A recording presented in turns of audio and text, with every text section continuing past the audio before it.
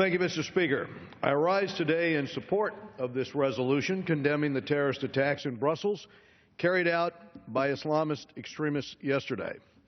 ISIS terrorists have once again struck in Europe, and this time in Belgium.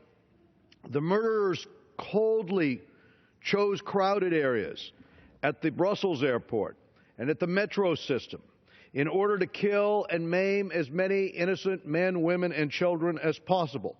And the latest numbers are 31 dead and 270 wounded, including a number of Americans. ISIS has claimed responsibility for the attacks, the latest in a series that includes an horrific attack in Brussels, the attack in Paris, a double suicide bombing in Beirut, Lebanon, and the boast of responsibility for downing a Russian passenger jet in Egypt's Sinai Peninsula. The list of atrocities is far longer, including those by ISIS affiliates elsewhere, such as the recent attack in the Ivory Coast. As these and other assaults show, ISIS is rapidly expanding its reach beyond its bases in Syria and in Iraq. Over 30,000 fighters from more than 100 countries have joined ISIS, including more than 250 Americans. We had a young Yazidi girl tell us that she was taken as a concubine by one of these Americans who had been recruited 4 years ago on the internet by ISIS. More than 4,500 of this terrorist diaspora hold Western passports, but are a plane ride away from the United States and from Europe.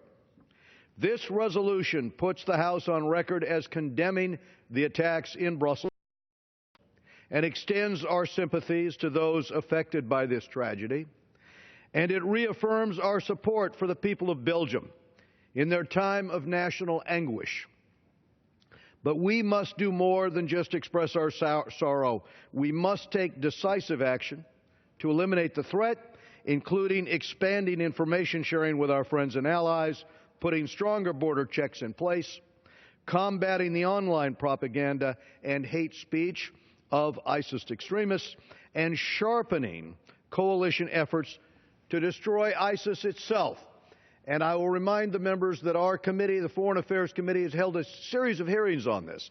When ISIS came out of Raqqa in the first place and headed towards the border and headed towards Fallujah, that was the time to hit this so-called JV team, this group of guys in pickup trucks, as the president called them at the time.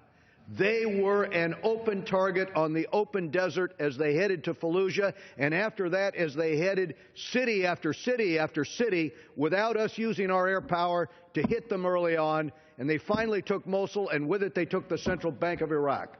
At this point, they have to be destroyed, and it's going to take a strategic plan to make certain the United States leads in that effort, and we need to get it done, and I yield back the balance of my time. Thank you.